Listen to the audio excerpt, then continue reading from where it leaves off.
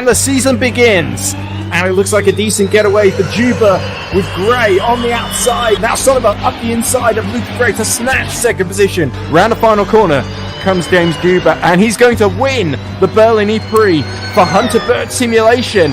And Sonneveld, he will have to settle for second best. And we are racing here in London XL, and it's a decent getaway from Josh Hamilton as Hamilton holds on to the lead. Juba's out. Juba's slowing, and that's the championship leader crawling to a halt, and Juba retiring from the race. Nobody could stop Joshua Hamilton today. Number one on his car, number one on the track. He wins his home race, the London E-prix, to euphoric applause.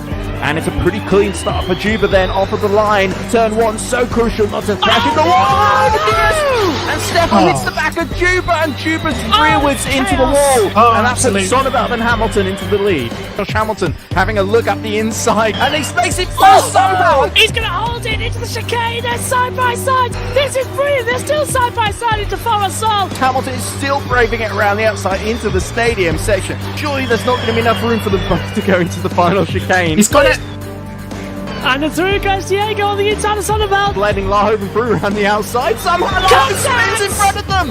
And Brickian is through. Here comes Juba up the inside of Sonneveld, and a big hit there. And he spins Juba around. Joshua Hamilton wins in Mexico.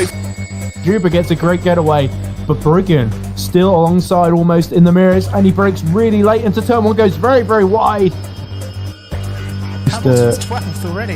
Yeah, Hamilton up to the top 12 there. Oh, big spin for Luca Gray, and almost squeezes Hamilton into the wall, but Hamilton, lucky escape there. Louis Hartley going into tank mode, so that lets Hamilton just eke through into fifth position. He's got the inside, but Louis Hartley will try to go around the outside and cut the chicane.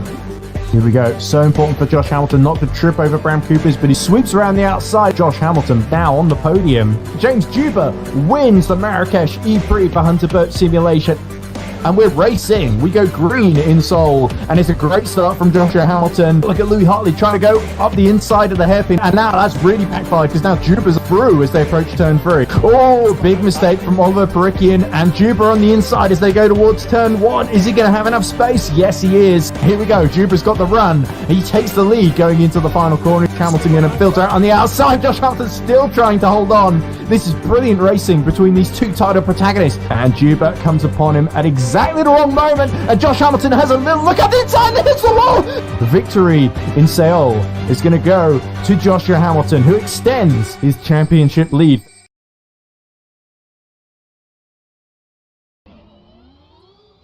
Hello and welcome to Hong Kong for the 6th and final round, the season finale of EERC Formula E Season 6. My name is Edward Hunter. Joining me in the commentary box is Joshua Birch and broadcast director Nick Homewood. So Joshua, Nick, here we are at the end of this race. In about 90 minutes time or so, we're going to see a champion crowned. Absolutely, it's been a good season. I've missed a couple due to PSGL, and then I wasn't actually well enough for one of them, and I can't remember why I wasn't there for the other. But missed a couple, but been following. It's been a dramatic season, and it's good to see that it's at the front. Hunter Birch Simulation going for a title. Pascal Eckert's still involved in it, and so is Hamilton. So it's looking to be a great finale, and no better place to decide it than here in Hong Kong. Indeed. And what are your thoughts, Nick, before we get underway with qualifying? Whoa, as we look at Luke Mitchell, who on board Tom Dillon's Hunter Birch Simulation car, just struggling with the rain, these wet conditions, so treacherous, and the drivers doing their best to get on top of them before qualifying starts. I'm just happy we've finally got a wet race. We've been looking at the weather forecast before every single race, and never had rain until today, so adds a little bit of extra spice into whoever's going to get that championship. I think the last wet race we did was it Bern last season, wasn't it? Yeah, that was a nightmare. Where 10 Sonneveld ended up taking. Oh yeah, of course, that was also on May the 4th. So we ended up doing a Star Wars themed commentary. All of the jokes. How many can you get your hand in as well? Yeah, just like London earlier this season where we did a James Bond fit. And that's one of the Finavons doing a massive pirouette there through the chicane. That's, of course, the chicane that saw in Season 4 of Real Life Formula E, saw Andre Lotterer cause a massive red flag inducing pile up, didn't it? First ever red flag in Formula E as well. Which is surprising considering the amount of safety cars that Formula E has seen. That it took until the 4th season for a red flag, and since then we've seen quite a few red flags, often in close succession throughout a season. It's my moment to fame that weekend as well, because then if you remember the next day, the race started behind the safety car, and Jack Nicholls said it was the first ever race. Like yesterday we had the first ever red flag, today we had the first ever time the race started behind the safety car. And I was doing commentary as well, and I thought to myself at the time, no it isn't. So I because of London in the first season where they messed up the first corner. Yeah, so I texted him, I texted him, and he said on air, and Joshua Birch just pointed out that it was London season 1, so thanks, Joshua. I was like, oh, thanks, Jack, mentioning me live on air. Yeah, he's often quite open about admitting mistakes as Mr. Nicholls. And by the way, speaking of Formula E, Mr. Nicholls, he also competes for King's Esports in the EERC Touring Car Series, British Touring Car Series. Next round is going to be 1st of December at Bathurst, Mount Panorama. So that's when you'll next see Mr. Nicholls in action. Now that the Formula 1 season's off and finished. But sorry, by the way, if I sound really rough. It's just my nose has been a bit blocked up the last couple of days. Mine too. Oh, great. It seems to be going around. But I should be able to just about get. I've done a few endurance races with blocked nose on commentary, and if I can do that, I can do this. I was going to say I didn't have a voice this morning, so Nick, I was going to say it's all down to you. But if you're feeling like that as well, my throat's all right. It's just my nose that seems to have packed in. But anyway, a few blows of the tissue should do the trick. Goes for detour. Yeah, that's of course House Sonneveld, who was joint champion last season with Joshua Hamilton, hasn't really competed since Mexico earlier this season, where he finished 10th. So he's definitely not in the championship hunt. I think he's like 17th or 18th in the order. But and that's back in the garage, isn't it? Taking the Sam Birdline approach, it looked like there as well, just completely going through on the inside. Well, when you say Sam Bird and I saw him in the garage, I get think of him nearly running over the mechanics in one season. True. Yes, yeah. But anyway, should we remind ourselves of the championship situation, the championship. I don't know. I need a sip of some kind of cough syrup, maybe. Yeah, exactly. So, Joshua Hamilton leads the championship, 240 points to his name. And of course, there is the drop your worst result score, which the top two, Hamilton and Juba, have both had non-finishes. Hamilton non-starting in Berlin and Juba crashing out of London. So Joshua Hamilton, 240 points. James Juba, 218 points. And then we've got Pascal Eggert, 193 points. And of course, that's 47 behind for Pascal Eggert and 22 behind for James Juba. But there are a total of 62 points. That's win and fastest lap. 60 points to win, 2 for fastest lap on offer. So Joshua Hamilton essentially becomes the champion today if he finishes the race in 8th or better. No matter what happens. So with 12 competitors, you got to say the odds are looking pretty good for Josh Hamilton. Never tell me the odds. Exactly. But there has actually been a table posted with so far the drop score taken into account, if I can find it somewhere. And that's handy. It's basically the same. I think the only thing is that without the drop scores, you've got Gashi and I believe Larhoven, who are sort of in between Eggert and Juba. So with the drop score so far, we've got Josh Hamilton on 240, James Juba on 218, and Pascal Eggert on 193. Yeah. That is exactly the situation. And so Pascal Eggert basically needs Hamilton to crash out. He needs to win the set fastest lap with Hamilton failing to finish and Juba finishing 11th or below. Oh, so Hamilton had a spin down at turn 4 just now. Just watching him on his onboard cameras as well. So he's been having a couple of problems. Indeed. And while there is 3 people in mathematical contention in the Drivers' Championship, and of course we got the likes of Gashi, Coopers, Larhove and Conan, who are pretty much all going to be scrapping away over 4th. They're all within about 8 points of each other. We've also got the Teams Championship, which doesn't have the drop score rule in effect. So that is Into the Points Racing Red, 404 points. VMS Sun Edits Racing Red, which is of course Gashi and Coopers, who've been very consistent this season. They've got 402 points. They're only 2 points behind. Then we've got Finnerbond Motorsport Green, which I believe is Pascal Eggert and somebody else. Louis Hartley, of course. Or maybe... Louis Blue, isn't he? I don't know. It's Michael Koch, yes. Can I keep track? No. Yeah, so they're on 396 points, so just 8 behind them. So 8 separating the top 3 teams. Then we got a bit further back, Finnevan Motorsport Purple, and I believe That's is... Joop and Nick. Yeah, Joop Blahoven and Nick Konen. 369 points, 69, of course, which is Peter Schumann's number, if I remember correctly. Another Finnevan driver. And then 5th is us, me and me, Josh, Hunter Birch Simulation. Yeah, By you and me, I, of course, mean Tom Dillon, James Juba, and, of course, Luke Mitchell, who's filling in for Tom this round. And they are on 334 points. The last team in mathematical contention is TC Racing, which is, of course... Garrett Gibson and Errol Pruffett, who've got 315 points. Well. Okay, so they're out of contention. So there's 5 teams in it then.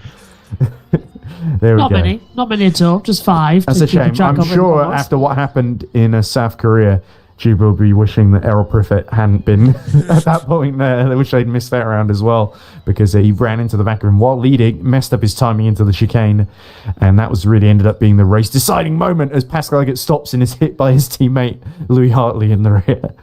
I think that was Hartley. Should be moving to quali any second. So there we go. I think I've done a good job filling there. So yeah, we started probably a bit early. The quali groups: Group 1, Charlie Slang, Josh Hamilton, James Juba. I don't see Slang anywhere in the server. So it looks like he's a no-show. Yeah, frustrating when that happens this season.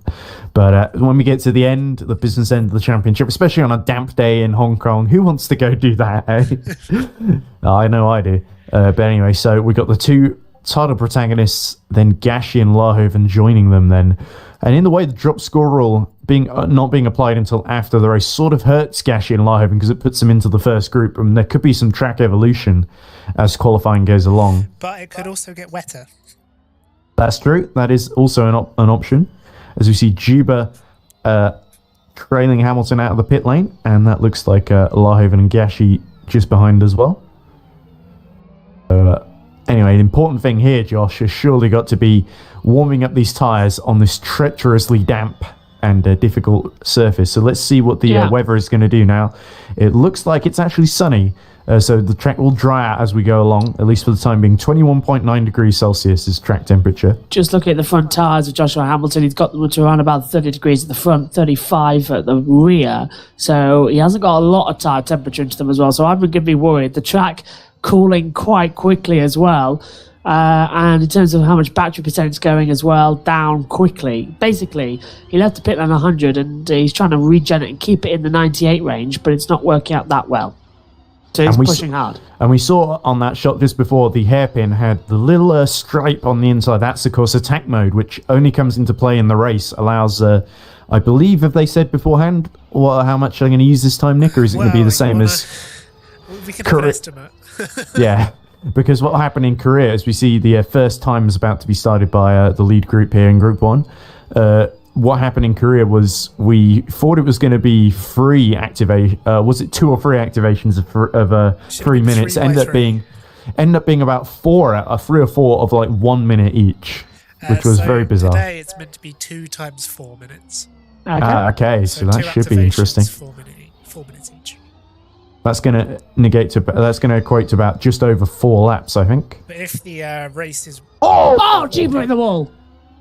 That was a big hit there. That's not going to help his confidence here on this first lap. Race is wet, then the attack mode might actually not be as helpful as you want it to be because you won't be able to get that extra power down. We saw at Marrakesh especially where there was a fairly low grip sort of surface as Hamilton has a little twitch, but just about gets away with it there and doesn't.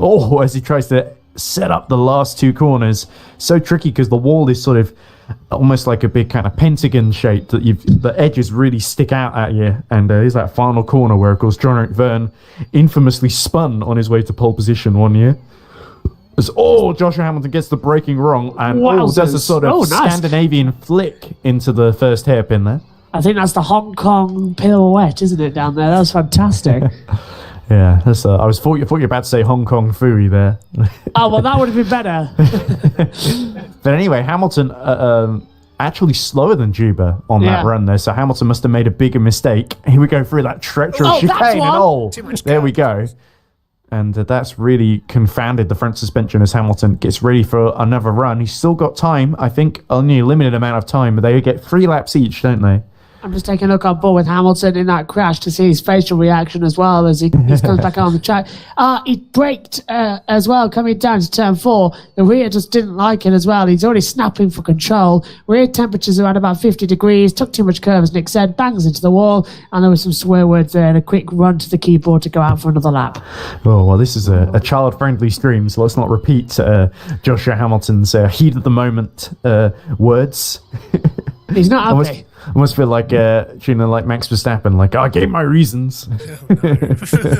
I gave my reasons for my words, and I will not apologise. Don't ask me again. Yes, exactly. But anyway. Okay, Max, you got some explaining to do later. There was apparently the Ukrainian Solidarity protesters got. I'm not sure that's their actual name, but I can't remember off the top of my head. They projected a video onto Red Bull's HQ in Milton Keynes, asking for Max Verstappen to ban the use of Red Bull in Russia, which I thought was interesting because I'm not sure exactly. That personally. Exactly, yeah, he's got so much sway over Red Bull. Yeah. You see, because when you're the championship winner for the F1 team, apparently that means you're in charge of the energy drinks brand now. I'm not sure what. Well, it's ever since Dietrich Mateschitz died as well. Max is just sort of. It does seem slightly over. kind of bad taste to sort of assume that with Mateschitz going, he's just given the business to Max, because I'm pretty sure that's not in his will. But yeah, but it is Max. I've not read Verstappen. Dietrich Matteschitz's will, but he's entitled. Max Verstappen. He's entitled to it. That's so the thing. Let's have a look. Juba is on a quicker lap and he sets a purple time. Here we go. 105.5, of course, quite a way off the best laps we saw in the dry. But certainly in the wet conditions we got at the moment, which is still drying out as we go. So expect improvements to be made all the time. Joshua Hamilton sets a purple first sector now, as he's going just through the hairpin now in sector 2. Gashi is also going a little bit quicker, 1.4 seconds off the pace. Let's see what the Sector 2 time is for Josh Hamilton. 22.5. Personal best, but not quicker than Juba. This will be his last lap as well. Here we go then. Through the final corner we go then. And onto the start-finish straight, twitching all over the place indeed. And that's enough to set the fastest time. Just 600ths ahead of James Juba. So Juba then has got to get this thing posted, signed, sealed and delivered then if he wants to be ahead in Group 1. This could be absolutely crucial in determining who, if either of them reach Super Pole. We still got a load of very quick drivers to go. Across the line he goes, and that's fastest then in the group by 0.3 of a second for Juba. And that's Group 1 done and dusted then. So it's Juba, Hamilton, Gashi, Larhoven. And Larhoven, I believe, set a time 2.3 seconds behind. I thought it was over the 107% time limit there. Is Josh Hamilton still going, by the way? Hamilton is out there on the track. Shouldn't be. Because of that crash, he went back to the pit lane. Is he getting an extra lap, or does he shouldn't be? He might just be driving back to the pits. Maybe he's driving back very quickly. Practice for Super Bowl. Purple. These are 2 purple sectors then for Josh Hamilton so far. But the Group 2 is exiting the pit lane currently, led of course by Bram Coopers. Well, this is going to be confusing. And he's gone fastest. He's completed it and gone onto provisional pole position. Not by much over Juba though. So let's see who is going to be in, or who's currently going around the track at the moment in Quali Group 2. Pascal Eggert then. The man sort of with the drop score 3rd in the championship, the last of our 3 title contenders, mathematically at least anyway, with Bram Coopers from VMS Red, Nick Conan from Finnevond, Michael Koch, Eggert's teammate in Finnevond, and then Stefan Goscht from Larstant Racing, who's currently, Goscht is, I believe, with drop scores taken into account, about 10th in the points, yeah. He seems to think that he's on provisional pole position. Looking on board, he seems to be happy enough. Yes, I wonder if resetting means he had enough time to get that extra lap in after, because we saw him crash into the chicane. But we'll see. I think it would be very underhand for us as team owners of 100-bit simulation to try and at the last race of the season try and kick Josh Hamilton out. Well, it wouldn't. If we delete that final time, he's still second anyway. So it depends really what how the rest of the group stages go. This is the advantage of having Nick in the commentary box, because Nick spotted it and said first before we even did. So we would have let him have it if it wasn't for that. The session started at 1 hour. With an hour left on the clock, so it's 5 minutes. Oh, QPS, sorry to cut across here. QPS gone for a spin and he's bucked it round at turn 4 and 5. Oh, that's a big shame. He was purple in the first sector then, so the track's still improving. as it's continuously drying out. Every car that goes on track going faster and faster than the previous one, it seems. So it'll be very interesting when we get to Group 3, when we see the likes of Sonneveld and Louis Hartley on track. It looks to me like he started that lap after the 5 minutes had finished. Okay. Yeah, he finished it with 53:30 something left on the clock, and I think he knows something like that. Well, we'll have to see then when he crossed the line, and whether Pascal Eggert, of course, he's got to go out and set some times at the moment for himself, but I think we might see some ruling after Group 3 then.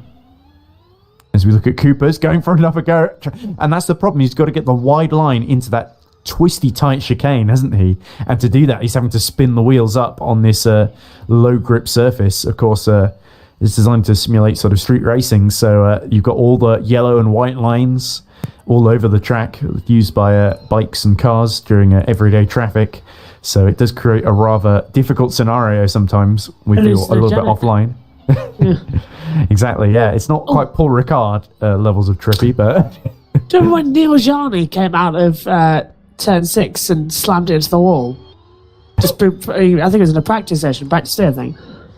In season 4? Would be, 3. yeah. Oh, it would be 4, wouldn't it? Because he did the one-off drive for Dragon, didn't he? Yeah.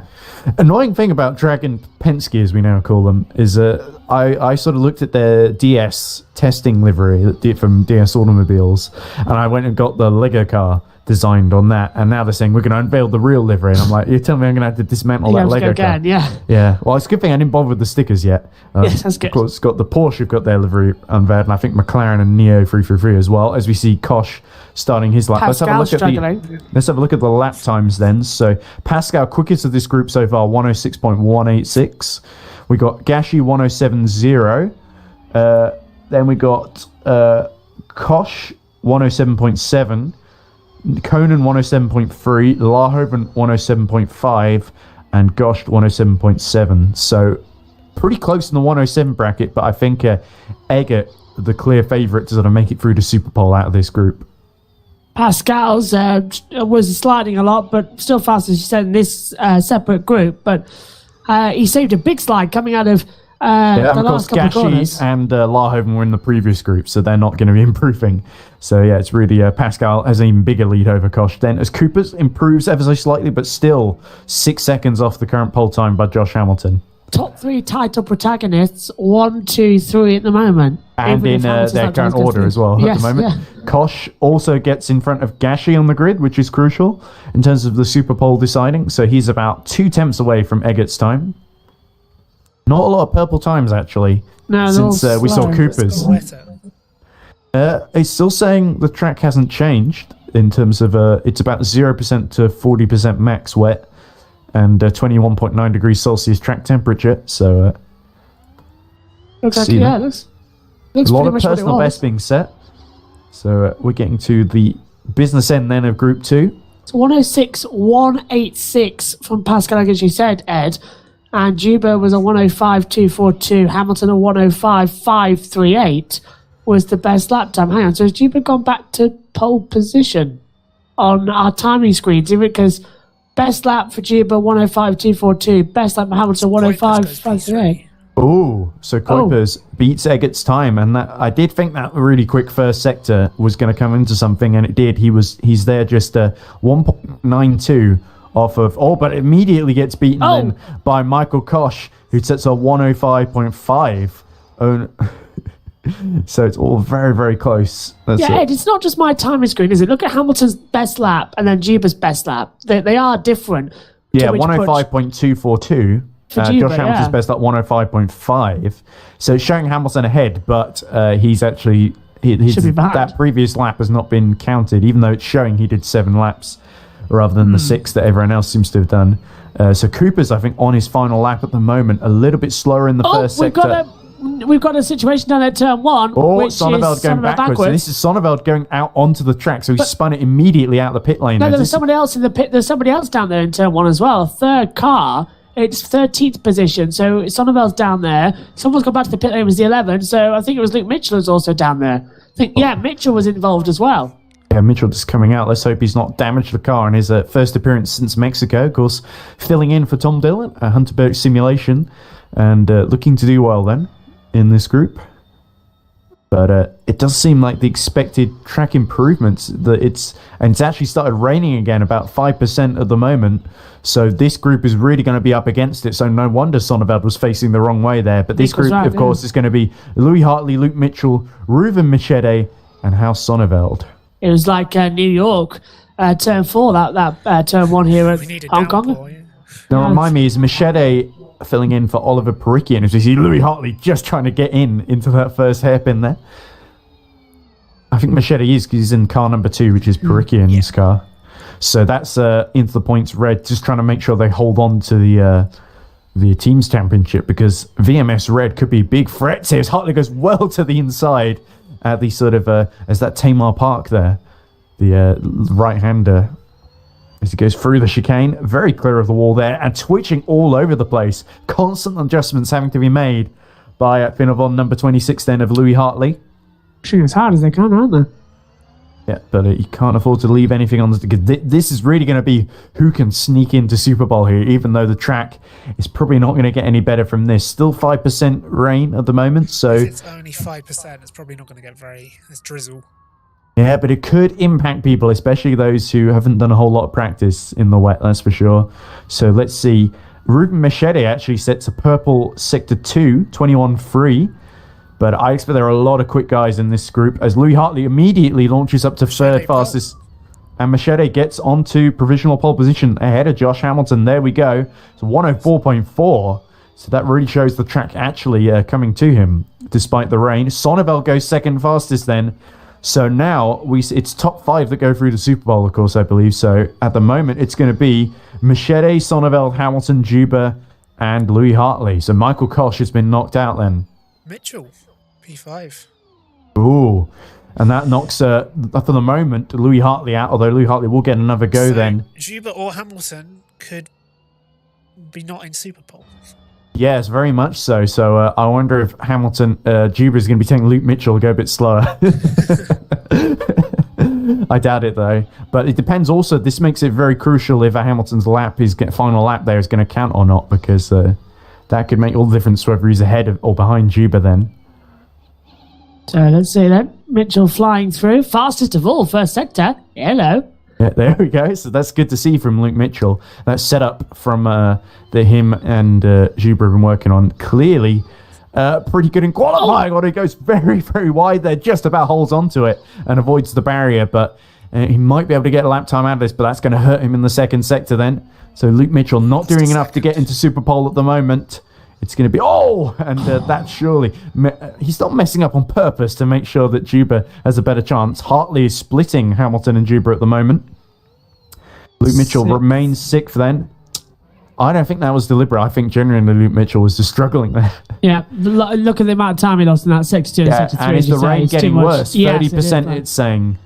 So we might have seen the best times already then. We're just going to look at that. Up in the first sector, but struggling. Sector 2 and touching the wall as well with the rear right. This is fantastic to watch from Ruben Machete, isn't it? This is brilliant. I'll tell you what, let's just watch him for the entire lap. Sliding around. Oh, he's backed off now. I think he's getting ready for another lap then. Is this going to be his last one? I'm not sure there's enough time, is there? No, oh my word! That is a John Eric Verne line if I've ever seen one. So there we go. And Machete drifting it into turn 1 there. Well, because he went and set the faster lap earlier on. Here's Hartley then on what I'm assuming is his final run. Yeah. Yeah, so, it's turn 4. Yeah, Josh Hamilton and Cooper's, I believe, the only ones to set 7 laps then. Hamilton's that includes out laps as well, of course. Hamilton's put his headset back on as well, and his stream is just like, what's happening? Why am I down? Oh, yeah, he's clearly not been watching Group 3, has he? He's fast-forwarding through Group 3, actually. He's a bit behind. Yeah, just have a coffee, go to the loo. But anyway, no time for us to do that, of course. Oh, Hartley sliding massively there. Proper tail drift. My goodness. And you can see him backing right off in the final few corners as well. It looks like It looks like the 2014 Ferrari. Understeering, oversteering, not want to go in any which direction in that weather. There we go. I think Mitchell and Machete are the only ones still out there on track at the moment. I think... Oh, no. Okay. I thought we'd started Super Bowl. Pascal does know that Hamilton started his lap too late. Ah, okay. Hang on, but Well, Pascal's involved in the title fight. That's, hello. He's still stewarding. No, that's true. Well, because he's got only a remote chance, let's face it, in the mathematical chance. That is true. He's sort of the least biased of the two free contenders. Mitchell stopped on the... Oh, there we go. Yeah, Luke Mitchell just slowing. So that's all of our runners then finished. So Super Pole will be Machete, Sonneveld, Hamilton, Hartley, and Juba just sneaking in there ahead of Luke Mitchell. So I wonder if Luke was just told to slow down at the end there. But first out will, of course, be James Juba then. No, and it's of Luke course... Mitchell. Oh, so it will be So the Hamilton top six. has not made Super Pole when that lap was deleted, I believe. Ah, okay. So it would be... So with that lap deleted, it will now be Machete, Sonneveld, Hartley, Juba, Mitchell in Super Pole. And Hamilton, that's could hurt him quite a lot, actually. We'll have to see where he starts on the grid. I think 9th or 10th, maybe? I think he was about 2/10. I think he'll be 6th. Okay, right. Don't So it's quote me not... on that. Well, that would still be enough to win the championship, so I don't think Josh Hamilton's going to be too upset. But it's still in the thick of it a bit. You've got a more chance of having an accident there than you have starting on pole. Yeah, that first lap's going to be very tense for Josh Hamilton then. So let's see what Luke Mitchell can do as he sets up his first flying lap. We see the big Ferris wheel in the background. Not many people are going to be riding it today in the gloom of Hong Kong. It's definitely getting wetter. Yeah, certainly. So could be that Luke Mitchell's got the best track conditions. 50% rain at the moment. But here we go. He's got to make sure he keeps it pointing in roughly a straight line down the straights and not in the wall through the corners, would be my advice, my very technical advice. Through the final corner we go then. So talk us through this first flying lap then, Josh.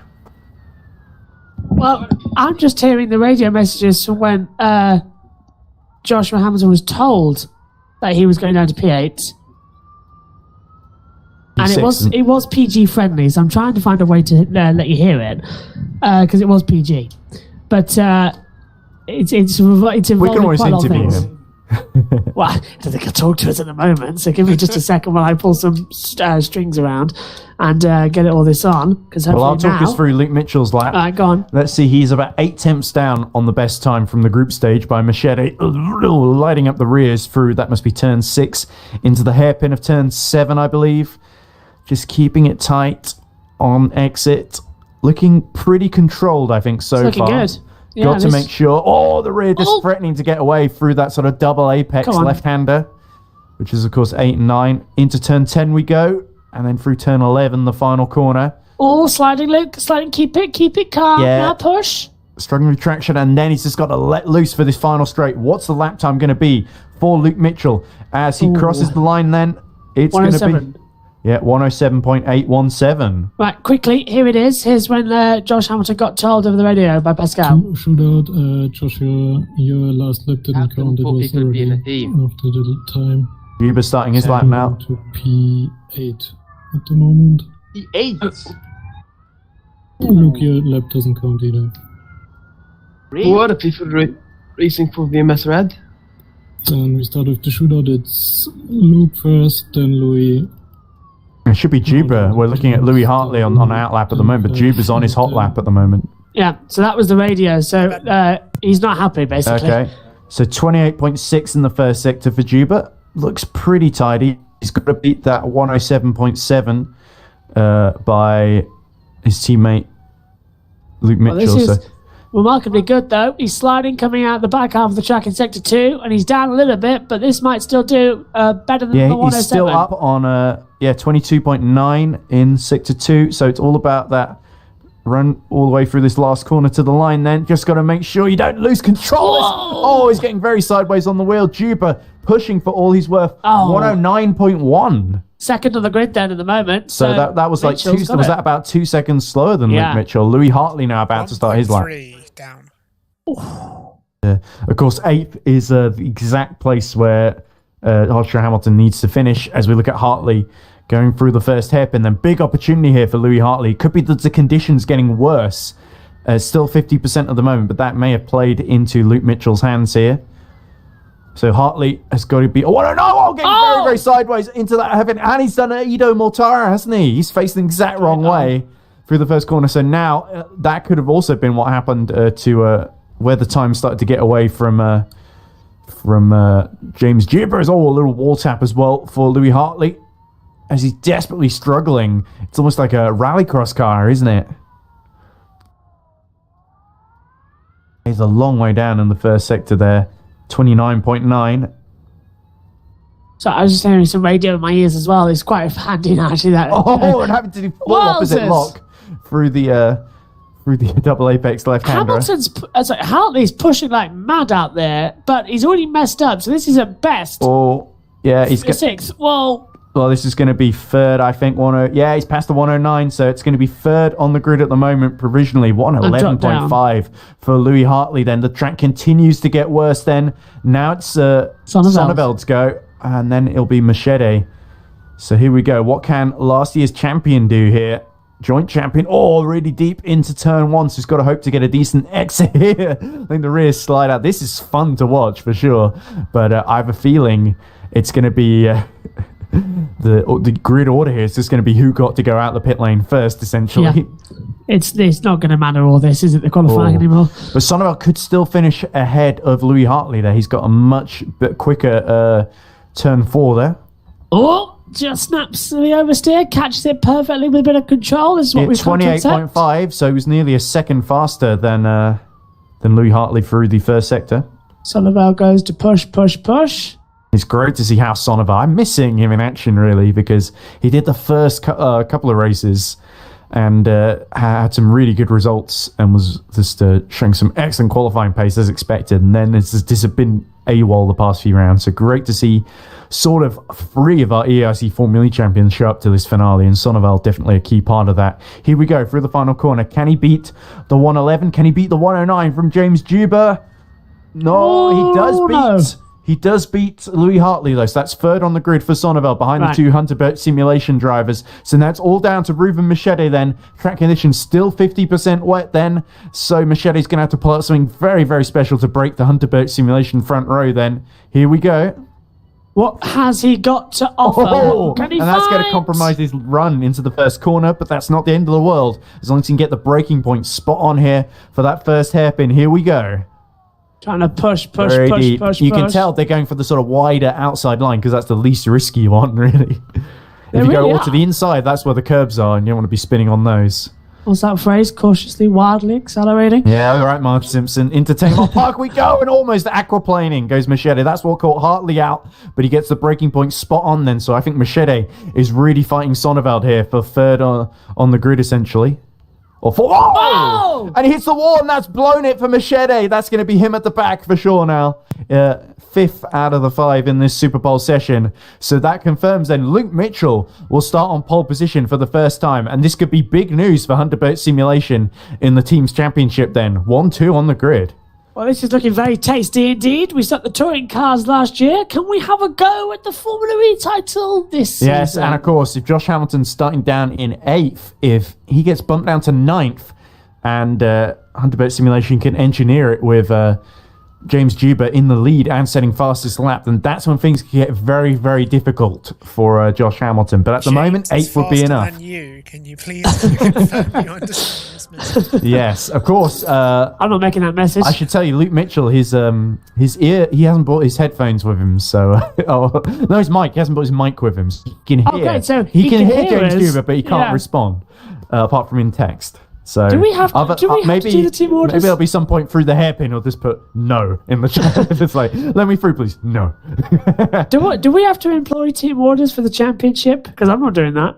Let James pass for the championship. He's been very good about it. And his Luke Mitchell's reaction, he says, "Ahoy!" And it sounds like there's an interesting discussion going on now. I don't want to give it away to anyone watching the stream who might be listening in, but certainly it sounds like there's a certain order, and each driver knows their place. Yeah. So Rubens, I'll please say that. let Michael through for the championship. Rubens, let Michael pass for the championship. Except we're not in Austria, and it's not halfway through the season. Even though it's a short season, Josh, I can forgive you for making that distinction. I'm not going to be a popular man enforcing these team orders. We're going to get just go full Max Verstappen. I told you not to ask me this. Yeah. Technically, Luke Mitchell is our one of our rivals, one of our main rivals actually in the touring car series. So it was an interesting call because when we got him into the server, he said to Remco de Zoo, who we poached from his team, he said, "Oh, hello, traitor." He did, yeah. Which was an interesting discussion. Yeah, Luke, it's Ed. Luke, it's Josh. Or then, how about this? Luke, it's James. No fighting, no fighting. I mean, Luke will come on the radio and say, "Look, you better talk with the guys up there because we've got a chance for 1-2 here." Oh, this is every team boss's worst nightmare happening right now on the grid. Luke Mitchell versus Juba, and Juba's going for the title. This should be fun. Last race. If anyone needs me, I'm going to be downing a bottle of scotch. This is getting tense. The whole bottle. The whole bottle. I think I'll need the whole bottle after this. You can't eat glass. Watch it. Yeah, I defy you. Why, you must be ill. It won't be after that. Well, anyway. It's the Anakin Skywalker approach. Shall we recap the grid then? Luke Mitchell on pole position from his teammate James Juba. Juba fighting in that championship, needs to make up those 22 points to Joshua Hamilton. If it finishes with Juba first, Hamilton 8th, I believe they would be on the exact same number of points. No, they wouldn't. He'd be 2 behind, wouldn't he? So It'd be only a 20-point swing. Yeah, Is Hamilton still in the pits? Yeah. Oh yeah, Hamilton taking his sweet time to get on the grid. 2 minute. Sonneveld as well. Machete. Break. All right, so 50 seconds left. Okay. So this is the crucial period now where the tension will rise. The championship implicated. They can't afford to get the calculator out too much, really. Here They've got to focus on their own drive. But it's a long run into that hairpin. Are the Hunter Boat Simulation drivers going to do anything interesting? They need to judge the braking as well. They don't know how wet it's going to be. Yeah, I can tell you how wet it's going to be. 5% actually. So it's still raining. It's going to get progressively more wet as we go. The light's about to go off any second now. And we're getting the season finale underway in Hong Kong in the gloom and the spray. Here they come. Into turn 1 they go. And Juba makes a lightning start as Hunter Boat Simulation control the front row. No way through for Sonneveld. Or indeed for Louis Hartley. And goes Juba into the wall. And that's Hartley into the lead from Michael Koch. And that's Luke Mitchell had the worst one of all. He's still stuck in the barriers there. So that could have gone better. I certainly would think so. And now Juba has got it all to do. But all caused by Sonneveld, just and look who's gotten up to 4th position. It's Hamilton. Here comes Juba up the inside then. Oh, that's a risky move on Michael Koch. And Hamilton gets through as well. So our two title protagonists, 2nd and 3rd, right together as they go through the chicane on the first lap. But Hartley, dream start for Louis Hartley. Could he take his first win here? He's just going to make sure he doesn't bin it now, isn't he? This just got very spicy. Yeah. Oh, my goodness. Turn 1 was always a problem, but that was caused by Sonneveld just braking and not going for it. Big wheel spin for Juba. And I did warn my drivers, be careful. And I have a feeling they were both really over-optimistic going into that first corner. They're trying to brake as late as they could. And Hamilton's got a better line. Yeah, Juba, though, I don't think he's out of this just yet. 2.8 seconds, though. What a brilliant first lap for Louis Hartley. Half a second. Oh! My goodness. Oh! And twitching from both of them, but especially Joshua Hamilton. 3rd would be more than enough to win the championship as Juba goes very wide and now it's going to hit. Oh! That was closer than I think either of them would have liked. Joshua Hamilton cannot afford to trip up and get himself eliminated here as we look at Coopers fighting Larhoven for 6th position. Trying to go to the inside at Subway Station as well. And it's not going to go. Has to back out of it. Hover just about stays ahead. Yeah, so Sonneveld then reduces to 5th position. Mitchell's up to 9th from being stuck in the barrier. But I would be surprised if that doesn't get investigated post-race because... already halved the gap, sorry. Wow. Oh, my goodness then. So Hartley's going to be coming under real pressure here. Visible. The good thing for Josh Hamilton, though, is because he stayed clear of all that carnage. Rather than being stuck down in 8th and in a vulnerable position, he can really control his own destiny now. Doesn't need to fight Juba or Hartley, indeed. But he's a racer. He wants to win. And after all his performances this season, he could definitely take victory here by the end of this. I wouldn't count either of these 3 out at this stage. As it stands, who's got the championship? Joshua Hamilton. Right. Here we Keepers go, are doing and that. that's a new best lap time by Hartley as we see yellow in sector 3. Somebody in trouble. Is that Machete and Conan No, no, it's Echo. coming? Oh, it's Pascal. That's Pascal. Oh dear, that's our third title contender dropping down to 13th and last position as that's Michael Koch being overtaken by Joop Laarhoven then. Oh, and a little tap in the rear. And Coopers will be loving that because he really has been trying to get past Laarhoven, and now Laarhoven has got past Michael Koch. So this is really bad news because Koch Eggert are both in Finavon green, aren't Hartley they? overdid Third in the that bit. championship. Oh, Hartley under real pressure here, and Juba fancies getting another win. That would be his third of the season, though, 4 if you count New York, which didn't count at the end. Yeah. Thanks for that, by the way, guys. Oh, let's not be bitter about it anyway. Well, to be fair, at least the only non-championship race that we had this season didn't actually count because we couldn't broadcast it. Yeah. So that at was the good. moment, Juba isn't going to lose by 8 points, so it doesn't really Oh, matter. he's right on the back of Hartley, though. This is going to Yeah, get here fantastic. we go. Hartley's going to have his mirrors very, very full of that green and black car. It's Hamilton's gonna find him through as well. This could be a 2 of 1. Big slide from Hartley. Juba doesn't get a slide in the last corner. Hamilton's gone wide. This is a turn 1 dive bomb coming from Juba, surely. He's thinking about No, I it. don't think so. I think Juba is sort of biding his time here, waiting for the mistake. A little bit wide from Louis Hartley. Needs to get a better run onto the back straight here. As looks like Kuipers has got through past Michael Koch as well for 6th position and is now set after Laarhoven. But oh, look at the twitching under braking from Louis Hartley. And look The at Scot- Laarhoven. And this is great conditions, of course, for the Scotsman. We know how much it rains in Scotland. I've been there on holiday, trust me. Folks. Or maybe not to the same part that Louis Hartley lives in, but His still. car's the same colour as Iron Brew. That's true. Yeah. Indeed, but of I course am it's more of a Dutch livery, the Yeah, Finavon, but we'll black and allow orange. it. Oh. Oh, look at And Hamilton look at trail the three braking. of them, all within 2 tenths here as they bunch up in the final sector. Louis Hartley is creating a bottleneck here. And this is really going to build the tension because neither of these 2 title contenders can afford to get taken out here, being bumped in the rear by one another. And it's going to be very difficult to overtake. It always is Indeed. at this track, isn't it? It's like It is a little bit. It's like racing around a corkscrew. No, it's Big a slide. wine bottle. And Josh Hamilton, you wouldn't think he's got a title on the line here because he's pushing like crazy to try and catch up and get through here. Hartley goes wide.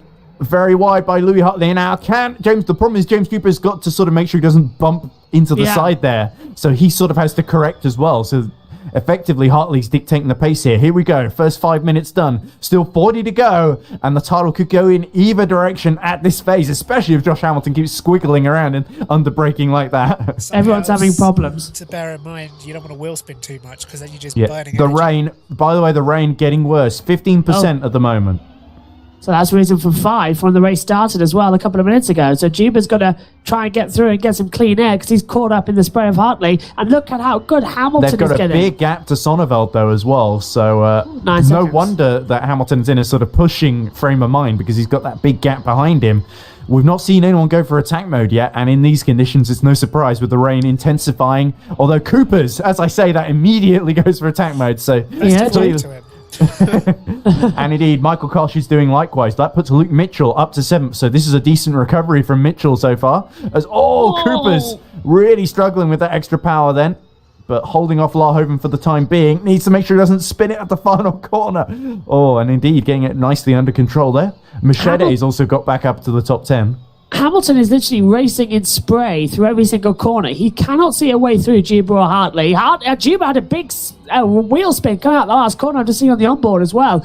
It's about 10 seconds delayed from what we're actually seeing on the TV pictures. Yeah. Oh, Hartley. Whoa, Hartley in the wall. Oh dear, but he just about survived from that one. So best lap at the moment, 108.5 for Joshua Hamilton. So about a 10th quicker than what Juba and Hartley's best laps are. Come on, So what you got for us? Juba, if he really wants to get the fastest lap, which you will probably need, he's and missed it. going for Oh, he's attack mode, missed it. and that's way too late. But thankfully, he did not lose track position there with that late call. You really have to compromise your line to go for attack mode here at I the get the hairpin. feeling Zebra could go much faster if he had the fresh air.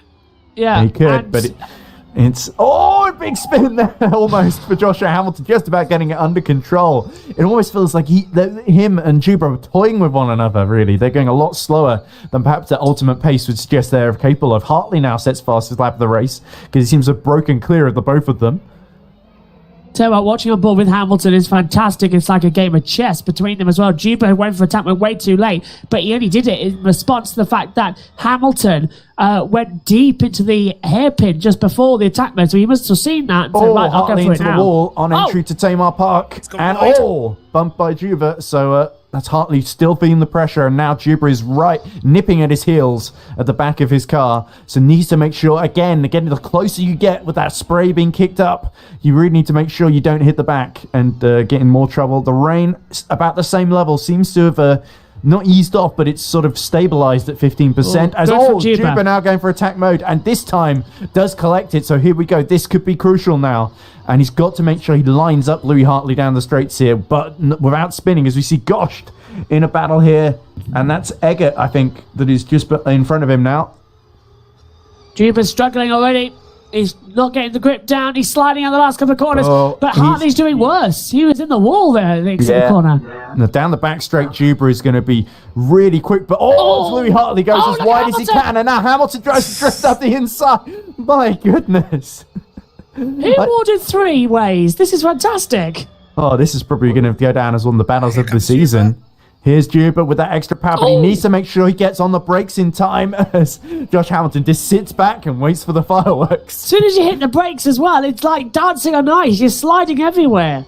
Oh, I'm thinking it's more Bambi on ice, the way Louis Hartley is trying to control this. It's like a deer sliding in the headlights here. And in the gloom, you're going to get plenty of... Hamilton said when he nearly touched the back of Juba into turn 1 there, whoa, careful. So he knows exactly what he's doing. He doesn't want to lose anything. Message received then, because Juba now has just focused completely on the back of Hartley. And Hartley doing a superb job to sustain this pressure. But for how much longer can he go? Juba has a little look up the inside. He's going to be alongside. That's not really where you want to be. And that could open the door for Josh Hamilton. And he spins him around. My goodness, that's Juba in the wall. Oh, dear. No. The one thing he didn't want to do has happened. I can't wait to hear the radio on this in a second. And that's Hamilton sliding a little bit as Juba looking a little bit annoyed with that. How much damage has he taken? Yeah. Here's the radio from the accident side by side, and here's the contact. Now. Whatever. Oh. Well, there we go. Whatever. Well, interesting thoughts there from Josh Hamilton. I think Juba probably had a bit more to say on his end, but we'll have to ask afterwards. But he looks very fired up. Heard it. Not that he can reply. But anyway, Juba really drifting the rear. It seems like... I hope he doesn't retaliate here. As Louis Hartley going for attack mode, and so too is Joshua Hamilton. So trying to take advantage of the gap he's sort of created for himself. Could Joshua Hamilton be under investigation at the end of the race for spinning Juba around? He could have, I was gonna, if he would have saved it, I would have let him back through. I would have just lifted off and let him I don't know, he did as best as he could to save it, in my opinion, but yeah, I don't know. Is actually catching the 3 of them quite quickly. Yeah, there we go. So, could this be a race of attrition here? Louis Hartley surviving by just staying out front, and Hamilton and Juba getting physical. Oh! And that's a little love tap around just to help him through the hairpin there. Yeah, bit of revenge. And Josh Hamilton probably not going to be best pleased with that on the radio. So, I'll give us a sec. I'll hear it. And look at Louis Hartley and James Juba just drifting it as they try and get squiggly on the brakes into Tamar Park. Here's turn 1. Definitely not the most in control. Be careful. That seems to be his stock phrase now, isn't it? It is. And actually, he was already drifting it anyway, so I don't think he even felt the shove. And he gave a little wave. He gave a little wave as well to us in the comms box. Yeah, Luke Mitchell, meanwhile, has still gotten up to 7th, so Kosh has not gotten back in front of him. So Luke Mitchell looking to take some good points here out of this one. But certainly... Oh, look at that from Hardy. He was so slow in the corner, and Hamilton was all over the back of him. Yeah, Hamilton went into attack mode, the exact same point. Looks like Juba is about to run out here, so... perhaps he might be able to have a bit more confidence through the corners if he's not got that extra power to worry about. But these two could start pulling away down the straights in a sec. And look at... big spin from Joshua Hamilton. And James Juba's surely got nowhere to go. I think Hamilton's doing that on purpose at this point. I think he is, yeah. My voice cannot take this. I remember watching... Peter Briliak was doing that in the dry. I remember in some Formula E Accelerate or whatever the Race at Home challenge was. I remember a few years ago. And look, that's a very wide line. Just hitting the wall and using that to turn, it seems. Juba doesn't leave a lot of margin on the exit there either. But now he's run out. It's really a matter of the second attack mode phase. Because with Hartley holding him up, Juba isn't going to lose too much time. It's really this track position that he's lost out of all of this, being spun by Joshua Hamilton. I think Nick's absolutely spot on as well. I think he's doing that on purpose at the first corner. But every time it happens, it's like, oh, is this one for real? Is it a delaying tactic then? Just to Yeah. keep... Hartley to keep wide. Oh dear. Did it And again. this could be the Oh! opportunity. Oh, into the wall goes Josh Hamilton, and that was not what he wanted at all. And now all three of them right together in a little snake. And I have a theme this game, all three of them taking each other out, and how Sonneveld coasting to victory if they're not And would that careful. put Eggert as the champion? I'm not sure. Oh, look at that! Round goes Josh Hamilton, the two stuck together. And that's one way of Juba getting through. But that was always going to happen with Josh Hamilton, letting the rear hang out into the hairpin. Well, I'll get the radio ready, shall I? The two championships is that going collide. to be child friendly? If that is the way of Josh Hamilton letting him through, I think that's an interesting way, to say the least. I'll listen to it first, then I'll play it over, because I don't want that. But anyway, this now puts Hartley with a 1.7 second lead. Yeah, and Sonneveld is only about 3.9 then behind, but Joshua Hamilton's still 0.8 behind Juba. Are you ready? So here we go. James just spun me. James just spun me.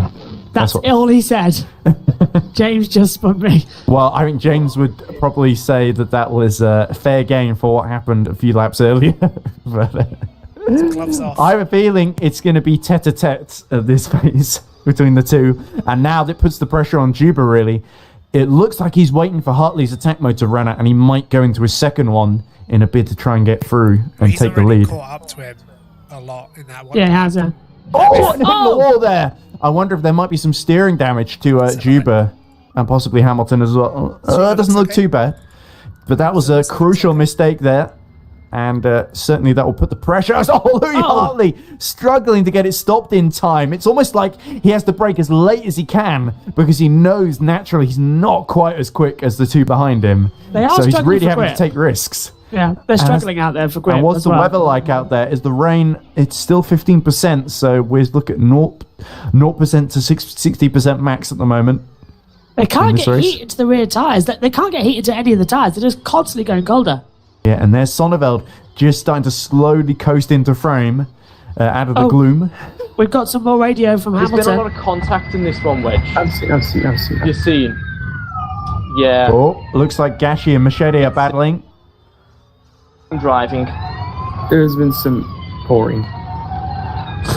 So there's been some driving. There's been some. Oh, look Oh. at this. So Michael Koch at the back now of Eggert, Machete, and Gashi ahead of him.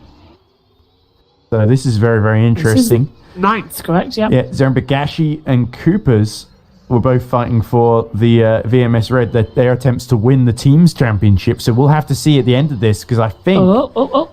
they might be doing enough at the moment. Machete, though, trying to get ahead. So this is crucial in the team's battle. Into the points Red, trying to go around the outside of VMS Red. Oh! And that looks like Eggert in the wall there. Yep. Eggert's having more problems out there, dropping down again. Oh, look at this Machete pushing like crazy. Oh, to try and get Blimey. by. And Gashi just holding firm. And this is again. Oh, look, Eggert up the inside. That's brave and way He's gone too straight. deep for Pascal Eggert. And into the wall he goes. Bonjour, Pascal. Well, 10 out of 10 for effort, but there wasn't really a backup plan for if that went wrong, was there? No, it was pretty much. Well, he's actually decided to go straight on and head towards China. Oh, here we go. Juba now lining up Louis Hartley then. Is he going to try anything it's into the closest first he's ever hairpin? been. What's Here happened we to go. Hamilton? He's dropped 3 seconds. To the outside goes James Juba. Is Louis Hartley going to be able to defend this one? He's got the tight line, but it looks like Juba might be able to carry a little bit more speed as they go onto the back straight, approaching Tamar Park then. And I think looks like Louis Hartley has got just enough margin. Oh, Hamilton hit the wall through the chicane after subway station. He touched the wall and hit it. That's why he's dropped 3 seconds. Hamilton hit the wall. Oh, and Hartley had to go up a few goes, turning it into the chicane there as Juba is laying the rim. Oh, big crash! Oh! And that's Gashi, and it looks like Eggert, is it? Not again. It's Eggert using his attack mode. Oh, hits him again! Oh, no love lost between these Stop two, is watching there? Let's save a bit of face for Pascal, shall we? And go back to the other battle where Finn of Honda having a much more positive time with At the Louis moment. Hartley soaking up the pressure like a big sponge, but that was the first big mistake we've seen from Louis Hartley in this race. And now Juba, bumps him in the rear. And Juba really can't afford to have any more contact here. Needs to get through as clean as possible. Onto the back straight they go, and I think Juba is now going to try and set up for the back straight here through the hairpin. Here we go. And Louis Hartley just sticks to the racing line. Juba shadowing him. On the exit they go. Rooster Tail's been kicked up. And they go to the inside then. So they're both on the same line then. It's really a matter of follow the leader. Josh Hamilton slowly, he's about 3.8 seconds down, but he's slowly reeling them in. And once again, Louis Hartley just sticking to the middle of the road, making sure Juba can't take a line that would allow him to get through. Did the rain get harder again? It looks a bit grayer. 30%, yes. Good spot there, Nick. So it is intensifying ever so slightly. So this is really going to be a matter of who's the Rainmeister and who keeps it on the island, really, out of these three. That's going to decide the battle for victory. Yeah, Sonneveld and Hamilton, the two champions from last year. We're going to see a renewal of that battle from Mexico. Remember when they ran side by side for a whole lap in Mexico? Let's check the energy. Oh, that might be interesting. We forgot about that because they've got to make sure they've got enough energy to finish the race, of course. 60, is that 60% for Juba? 60 for Juba, 62 for Hartley, 60 Hamilton, 61 Sonneveld, 64 Lahoven, 67 Kuipers. Oof. So Kuiper's doing very well on energy, but probably the leaders, it's Louis Hartley doing the best job on that front at the moment. Well, you know that brief yellow that came out? As Coopers goes into attack mode. That brief yellow that came out, Copiers caused it down at turn 4. Just so you know. Yeah, so Luke Mitchell then is sort of the people who got caught in that sort of turn 1 scuffle. It's actually doing a really good recovery job. About 4.7 seconds behind Bram Coopers. So Hunderbert Simulation, I think, are looking set to climb up to 4th in the team's championship. As we see Luke Mitchell just having a little bit of a slow run through the final few corners. But Juba... Getting ready, isn't he? Yeah. It's a matter of who goes for attack mode first, I think, that could really decide it. And the problem is, you don't want to leave yourself exposed at the end with no attack mode. But also, if Juba waits too long, and the rear just hanging out there, that's not going to help him save energy. But Juba said, I think before the race, he said, if it rains, then you won't need to worry about saving energy. That's what he told me anyway. So we'll have to see if that holds true, because I think when he said that, he was thinking more 60 to 100% rain, not sort of 5 to 30%, as we see, or 50% now, as we see. So it is getting worse, and is Louis Hartley going to struggle the worse it gets? And is that going to create an opportunity for Juba the more treacherous the surface gets? Because these rain tyres, the Michelin wet tyres, or all-weather tyres, I should say, they're pretty good at sort of low-level rain, but once the rain gets really high, that's when it becomes sort of a battle for survival, as we saw in New York this year in real-life Formula E. That was an interesting race. Indeed, and this turning into quite an interesting one too. But you've got to give it to Louis Hartley here. Has really soaked up the pressure from both Juba and Hamilton. Has managed the race extremely well. Kept within his limits. Not done anything too silly. And Juba has really got his hands full. As I say that, I need to stop praising him because Louis Hartley not enjoying that at all. He's quite shy. And that's Juba trying to undercut him to go for the outside. But once again, there's nowhere to go here, is there? Louis Hartley just holds the line. QPS is off. QPS off to turn 4. But here comes up the inside, James Juba. And is he going to be able to break late enough without going into the wall? Here we go. He tries to cut him off. And a big hit there. That was Juba trying to control the middle line. But he takes the lead now of the Hong Kong E-prix with 23 minutes remaining. And now he's just got to make sure he keeps Louis Hartley behind then. James Rosberg did a very good job there to turn 1 as well. And to be fair, that is a much harder corner, that hairpin, to sort of just... I mean, it does remind me a little bit of Hockenheim 2016, where was it Ricardo that Rosberg did that too? As we see Machete now getting ahead of Conan and Kuipers. So there we go. Kuipers going for attack mode, drops behind and makes a mistake, and Machete goes up to 7th. I was thinking Hockenheim. I was thinking Austria 16 when Rosberg dove inside Hamilton just didn't break at turn 2. Remember, so I think in the battle for is someone going very wide in front there? Is that Machete? Kuipers into the side of him retakes that 7th position. So I believe IPR Red are at the moment in a position to seal the team's championship. I'm just trying to figure out how the green team are doing with Eggert and Koch. I think they're right at the back, so So I'm pretty sure IPR Red are doing everything they need to do in 3rd and 8th at the moment. While we are watching Clopas, he has asked me to shout out his cat. Oh, nice. Chaplin. Well, there we go. Oh, and as we do that, Bang, Kuipers, bang. there's a slow run, gets hit in the back, and that's very polite from Ruben Machete, just to wait for him, especially after the way he sort of barged into the side at turn 1. Well, then let's dedicate that accident to Chaplin the cat and move on. Here we Meow, go, so... meow, meow, No, I tell you what, he meow. wouldn't survive long in this weather, that's for sure. Meow. As Machete gets another little wheel spin moment fighting with Kuipers. This is a great little battle, and Bram Kuipers just really doing his best to hold on to that 7th position, because I think usually Machete would have the edge on him. It looks like top 3. Oh, there we go, all converging on strategy then as Machete lets the rear hang out. Jubo's kept the coming gap. up to the lap traffic. I think Mitchell's just said, I'll let you Flashbacks through. to South Korea then, last time out, 2 weeks ago, where Juba was leading, came upon the back markers. That's Gosh, he's going to be first to get through, then Kosh and Gashi. So here we go into turn 1. Let's hope they've seen him in time. Oh no, Gosh And here's holds his Hamilton. line, and look at that spin though from Louis Hartley behind. So Juba will use attack mode on the straight, and is this tactical, using attack mode to try and... Yeah. Here we go. He's going to get alongside Stefan Gosh into the braking zone. Gosh concedes. Oh, and look at look at Hartley. Hartley behind. He's going to look go at Hamilton. straight on. Oh, and he does well not to hit the back of the Larston racing car. But there Hamilton we was all go. out of shape as well. He just managed to get it stopped. And I think Louis Hartley has yet to make it through Gosh. They found the worst place to catch the lap traffic because there's nowhere Yeah, to... but now Juba is being held up as well. Oh, look at Josh Hamilton really pushing to take advantage here.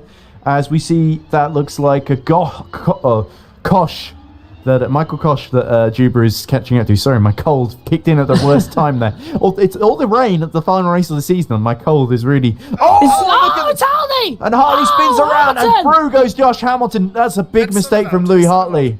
Sonnevald's going to take the 3 wide! Oh, that was bold by Oh! And did he squeeze him in the wall there? I think Louis Hartley will I feel a bit think- hard done by I there. think going 3 wide into that corner was never a great idea. No. Well, that was risky by House Sonneveld, but it's put him into the top 3, and he got to feel a bit for Louis Hartley. I No! think And there he's, may be damage to that car now.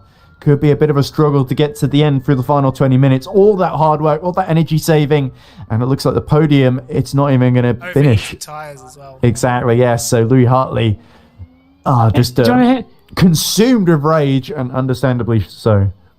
Just trying to find the radio. Wherever it was. Here it is. Here's the radio. Classic is amazing. There's contact. And then there's laughing. Try to avoid them. There's the laughing. Good job, Josh.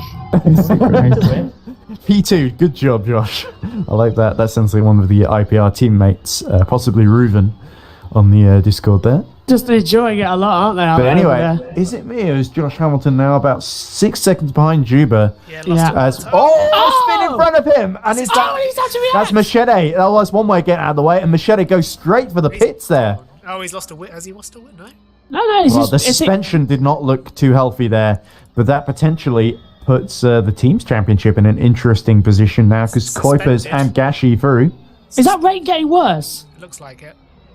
Oh, and Hamilton's... Oh, and Sonneveld! Oh, that's very deep from Sonneveld. He goes He's in the straight wall. into the wall. And I hope he's not been doing that for the past couple of laps, because that's going to really, while we've not been watching him. Like that guy did in NASCAR. Who was it? Yeah. Just rode around on the wall. Oh, Or was it Ross Chastain? Or was Ross Chastain the Chastain's one that move. got beaten because of that? I I can't think remember. it was Chastain's move on the wall. Yeah, I think you're right there, Ed. Yeah, sorry. Even in the cold, my memory works. My brain works, just not my nose. But anyway, now we see Sonneveld still quite close to the back of... Is that Joshua Hamilton ahead? No, that's the VMS Red of... Oh, that must be there's Gashi. Hamilton. Yeah. Can you easily tell goodness. which one Lewis Hamilton? Can you easily tell which one Josh Hamilton is because he just opposite locks in every Right, hairpin. that's using the last of that attack mode. Sonneveld has not used his second Oh. attack mode, interestingly, yet. he's So we whacking every could wall. see a fight. And I hope Josh Hamilton, the last thing he needs at this point with Juba leading is for him to take damage and do what Machete has done, because that Oh. potentially puts... Scatters off. it potentially allows VS Red to get back into the fight. Cooper 7th, Gashi 10th. I think they really need 7th and 8th to potentially take the team's title off. Oh, a big, very, very wide from Josh Hamilton. That car's suddenly looking a little bit vulnerable to Sonneveld. They've actually just said on the radio, could you please stop with the Scandinavian flicks? Yeah, it seems to think he's doing it. Wasn't Josh Hamilton doing that dirt rally with Into the Points with EERC as well recently? And Sonneveld clearly has not been doing that, and now he's caught right up to the back. And here we go. We've got 3 EERC Formula E champions. James Duper, champion in Season 1, and these 2, champion last season, all fighting in the top 3 positions, which is excellent to see, and showing the very, very best of their driving skills, as Sonneveld actually does have a bit of rallying skills. And here comes Hamilton, sliding wide, and could that be the opportunity? Sonneveld backs off wisely, doesn't need to hit the side there, as that Eggert and Mitchell battling, as Kuiper spins. So that puts Mitchell into the top 6. And Eggert into the side of the wall. My voice cannot handle this. It's getting worse out there with that rain percentage. What is it, Nick? I don't know. I can't see. Well, it's getting heavier. 50%. It's still 50%, actually. So they've just not been able to cope. It could go up to 60 quite soon, though, the way that the lines are forming. And is that That's Machete? 25, though. Ruben Machete finally leaves the pits then with his repaired IPR red car. That's Juba leading with the problem. Juba, I think, went wide at turn 1, Ed. Oh, he's got 9 seconds, though. 9.5 seconds on Juba. Hamilton. So, they're saying that the rain is actually getting on heavier. himself, sorry. Yes, Hamilton. Yes. So they're saying the rain is getting heavier, but it could just be the lights getting worse. It's still showing 50% on my end, but the rain is saying 0 to 100% maximum. So that's at the rate it's falling, but now the track's settling into close to full wet conditions here. We've got to be so careful now. Oh, well, Josh Hamilton ignoring that message from you then, Joe. Yeah. That looks like one of the VMS red cars. Hamilton's actually hit the wall. Sorry. Time as well. Yeah, and Hamilton's lost a lot of time because he whacked the wall coming out 2 into 3 at the substation. He hit the rear right, went to the wall on the left, so he's carrying a bit of damage, just as he was said it's enough for the championship. Oh, Hamilton. Oh, big hit. Is that Machete in the wall again? Oh, and is that Hamilton as well? Machete seems to have stopped at a very awkward position. QPS, it's QPS. It was just ahead there. So that's not good for VMS Sun, and it's red in their title hope. So now Eggert is 7th and Kosh is 10th. So they've re-inherited the position that VMS red held not too long ago. But Eggert has got Nick Conan all over the back of him. Conan and Larhoven in a battle with... Oh, and Eggert goes straight on the wall and almost straight on there. And that's going to hand the position to... Sonneveld has now got Hartley right behind. Has Sonneveld got damage? No? Looks okay. Oh, Hartley's right behind him. Hit the brakes so early. And he's going to go straight on 2. That's Luke Mitchell going into his second attack mode, I think. But here is Sonneveld under real pressure from Louis Hartley, desperate to get back on that podium. And he's going to try. There's no room there. It tightens the wrong way, my friend, Louis. You're going to want to try that one again. And Sonneveld holding the middle of the road, holding his line. Sonneveld taking this. No, he's taking it now. Oh, there we go. And is he going to be able to get back in front of Louis Hartley? Yes, he is. So that was well timed there by the VMS Sun Edits driver in his big yellow car as he goes by the yellow DHL signage in the final sector. And now he should be able to pull away down the straights, but Louis Hartley will know his best chance is probably going to be in the corners and hope that Sonneveld has a little spin here and there. But Sonneveld's lost a lot of time to Hamilton, about 11 seconds at this phase. Some very interesting radio messages going on at the moment as well. Hamilton's saying he's got enough for the championship. They haven't got enough for the constructors, they're saying. And Do they not? No, they're saying they haven't, and they're struggling. Machete's a lap down, so I don't see him gaining any positions. Yes, so it would be... Let's think it through. So it's the traffic. They're complaining about the traffic causing problems with the water, not the actual conditions. I'll do some very, very quick maps for the as we go. 13 minutes remaining now, and Josh Hamilton once again letting the rear step. Oh, my goodness! Painful to watch that. Yeah, it is. I think it's some excellent car control, and the lap time ebbing away. Oh! Spin, and there's that again in the wall. Yes. Yep. There we go. That was just a guess there. I'm sorry, Pascal. I'm on camera. I'm on. He took some donuts for us. Maybe he has a cat he wants to shout out as well, some kind of pet or animal. I know he does have cats, but I don't know their names. Maybe a Okay, fish, so isn't let's it? see. Points at the moment. Josh Hamilton running second will get 56 points. And Ruben Machete, currently running 13th and last, will accrue 34 points. So 56 plus 34 is going to be 90 points. They are 2 ahead going in. At the moment, where are the VMS and the Finavon Green guys? So let's see. We got Hartley. Is Hartley Finavon Blue or is he Finavon Green? Let's see if we can work that one out. Oh, Stay with Well, us, folks. You can't there we try them on. Definitely I orange. believe it's blue wing mirrors there. Yeah. Yeah, it's hard to tell because everything around him in this part of the track is blue as well. Yeah, that's blue. Blue. We'll go for blue. So that means he's not on the same team. So it's Kosh and Eggert then running 8th and 10th. Then we've got Gashi and Coopers running 9th and 11th then. Tell you So what- I actually think the IPR red guys are doing enough. Let me see. So highest at the moment it's going to be Ready, heavy up. Eggert and Kosh. There we go, 8th and 10th. So 8th is 42 points, 10th is 38. So It's raining heavier, and if you want after this as well, everyone, or even alongside our commentary here, to have heart attack, watch Hamilton's YouTube channel with his live stream right now, because every single corner it's Formula E drift as well. Every single corner, and he's the steering sideways. looking a little bit wonky Here it as is. Look, well. look at this. Watch it. It's insane. Every single corner, it is sideways, and it is so tense. So at the moment, Teams Championship, VMS Red are going to extend the gap over you go. Finavon Green by 10 points. Watching the hairpin. Here we go. This is the scariest bit when he hits the brakes. Car goes onto opposite lock deliberately, and round it goes. He's It's having just- fun at this point. As Every- Sonneveld is about to run out of attack mode then, so I think Hartley is about to see his chance of a podium Oh, disappear. he knew we were watching him, so he's being careful. Eggert has passed Conan, so actually that's going to help a little bit in the Teams Championship, but not a whole lot. So that means it's going to be 7th and 10th at the moment. So that's another 2 points then. So effectively, that means IPR Red are going to gain 8 points, and they were 8 ahead going in, so that leads a 16-point gap. And at the moment, VMS Red still actually 12th. Gosh, just got by Kuipers, so they are 9th and 12th, so they're definitely going to lose points. Kuipers just had a pit stop. Here we go. Still ahead of Machete though. Machete 2 laps. A lot of drivers 2 laps down there at the back there, and Larhoven, the last driver, still in the lead lap though. So all full credit to Joe Larhoven actually, who's stayed out of trouble for the most part. Here's Sonneveld though, holding on to that podium from Hartley. I think this is really the only bit of action we can really expect as we go into the final Should we 10 check minutes. the energy? Yeah. Yeah, Hamilton, I think he can freely wheel spin because he's got, let's see, about the same amount of energy as Juba now. 27.2. So- They're all okay to the end at least. Should be, provided nothing. Massive spread, look. Zuba's on 27, Conan's on 45. And who's that going for attack mode? That looks like Nick Conan. Yep. I'm going for a little tissue break there.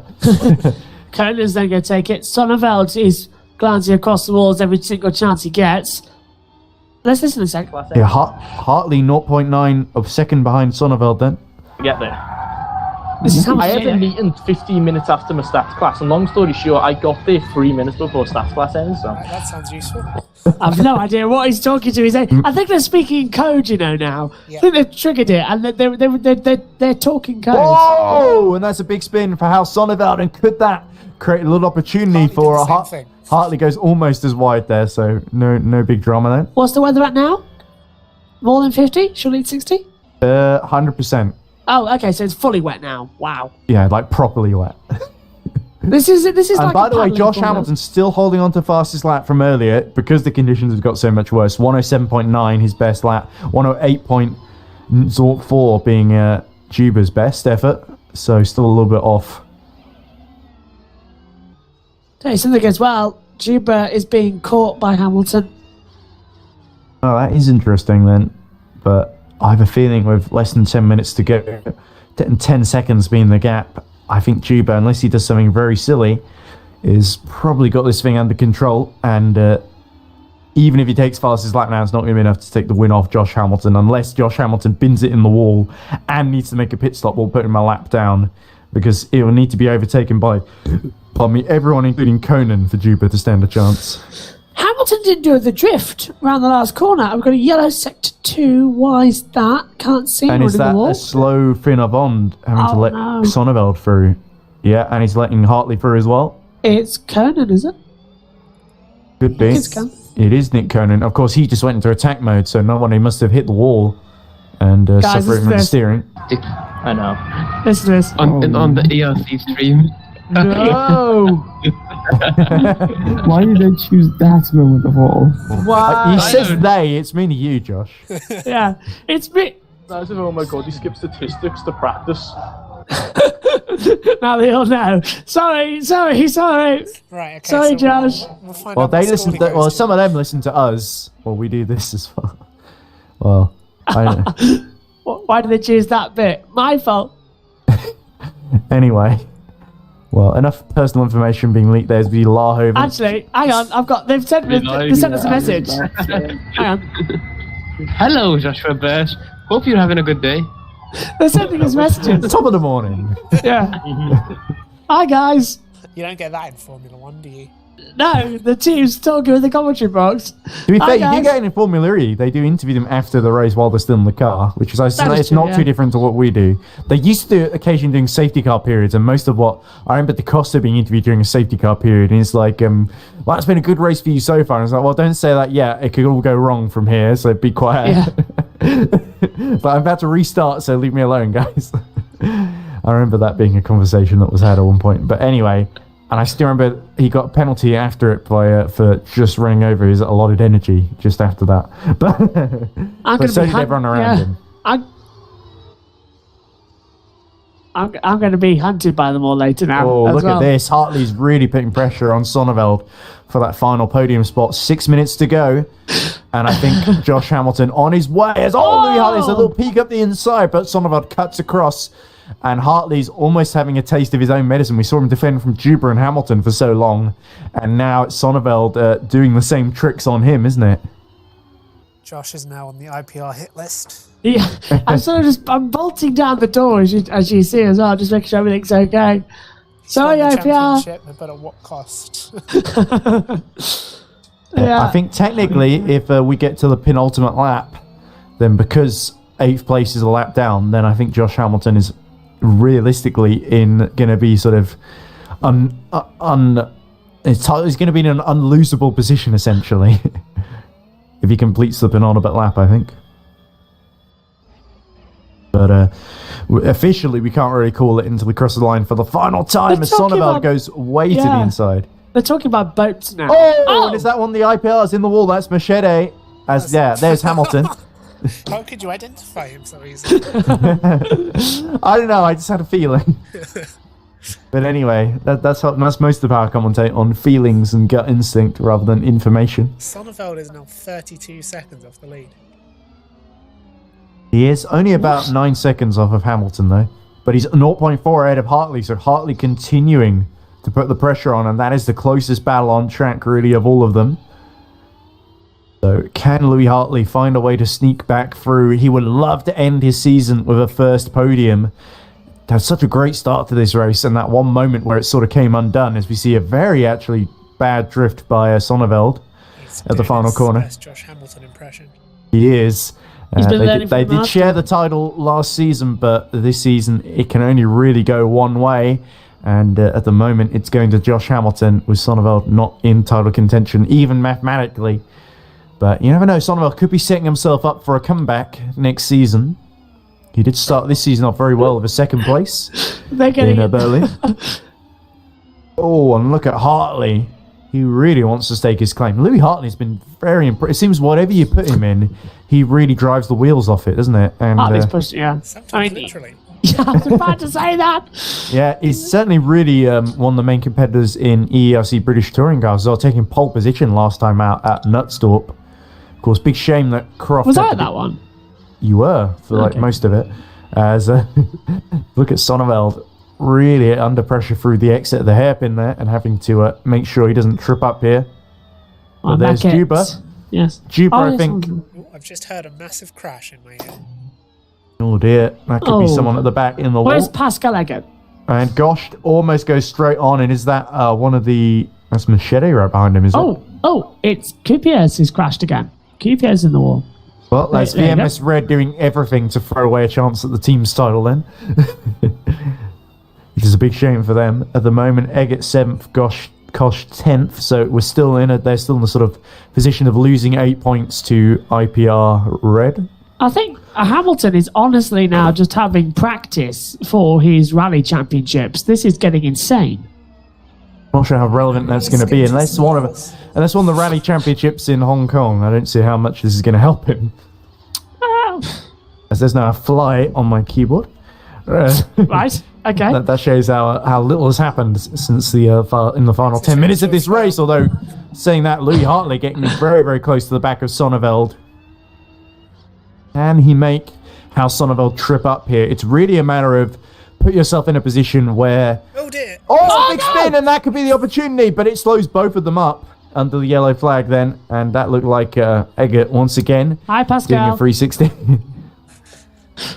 Eggert amazingly still holding on to 7th. I guess that's what attack mode does to you, though. It does make it a little bit harder in these wet conditions. It's 100% wet still, I believe. No, but he's got the most energy because he's just been spinning half the time, so it's free momentum. Well, now that still spins. There's still a bit of throttle involved, so I'm not sure that actually does save you energy overall.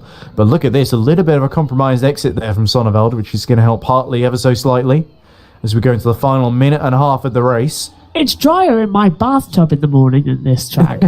Certainly, this is feeling a bit like one of those Adelaide 91 at the moment, except not going to end at half distance. We're going to need some rubber ducks. Spa 21? Well, at least we got going, so... I think we're going to get... no, this will be the last lap. Here we go then. So okay. Juba on his way to a morale-boosting victory. That means he's going to have taken, in terms of points-paying rounds, 3 victories, but in terms of rounds overall this season, 4, as Hartley going around the outside, having a little look at Sonneveld, but Sonneveld once again shuts the door. It won't be the championship, though, will it, for Juba? It'll be for Hamilton. And he was talking to me about this before the race started, just into the wall brushes Sonneveld. But he was talking to me and he was saying that he felt really disappointed that so much of the season hadn't really gone his way, and that he sort of felt like it was things beyond his control. As Hartley feels like that's really in an amateur steering now, so it's really last-ditch efforts now from Louis Hartley to get on the podium. But I think Sonneveld, as long as he keeps it together, might be able to hold on as we go into the last 15 seconds of the race. And here's Juba going through the final corner now. Well, he really had to fight for this one. Past Hartley, past Hamilton. There was a bit of contact between himself and Hamilton, but in the end it was Juba that's come out on top. Through the final few corners he goes. And victory in the final race of the season is going to go to Hunter Birch Simulation. It's Juba that's going to be victorious in the damp and the gloom of Hong Kong. But it's not him who the ultimate prize is going to go to. Here we go. About 16 seconds down on him. Here comes into the points red driver Joshua Hamilton, drifting as far as he can go into the wall. No, you can't do too much of that, Joshua, but it's too late. He cannot be overcome. Through the final corner, he's going to do a big spin here. No, he just holds on to it. Joshua Hamilton is your world champion of EERC Formula E Season 6. And here is the joint champion from last season that you shared it with.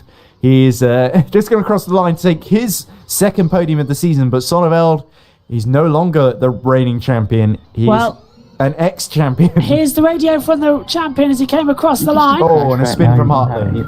There's the radio. There's some wheelers. You shouldn't. He's not ready. You can. Have they said Awesome it? jobs. There we go. So a little bit of praise from IPR. Sounds like they're very happy. Champion.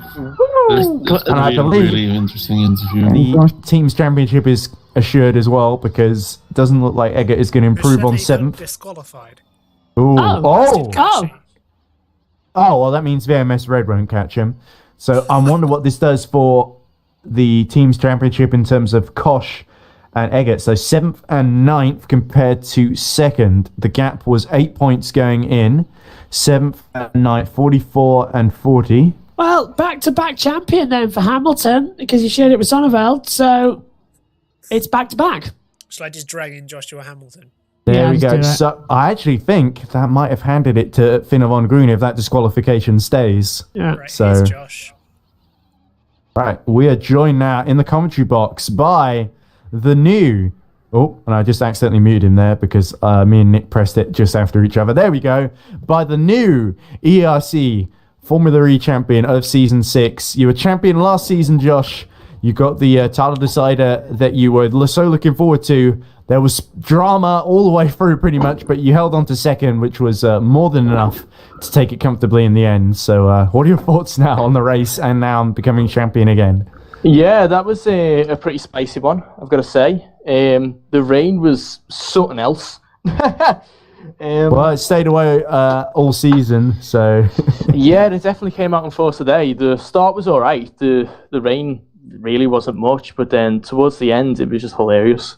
The amount of rain there was. Yeah, it looked like you were sideways more than you were pointing forwards. Yeah, I just ended up drifting the last 20 minutes. I had my car, the rear end was slightly crabbing, so I was like, I may as well just drift the whole last 20 minutes. It was quicker, so... So, I know there was that controversy about the quali lap being cancelled and you having to start in 8th, which was a very tense moment. And then there was that chaotic start where basically both the Hunter Birch cars went into the wall on the outside because they seemed to brake way too late for turn 1. And then there was another moment where you and Juba took turns having a go at punting one another around. Yeah, the racing standards in this race were quite poor, I'll be completely honest. It really wasn't great. We started to it was we were close to having a good battle with Louis, but then I ended up getting punted around by James, which is really unfortunate. And at that point, I just didn't bother trying to catch up anymore because the racing was just no good.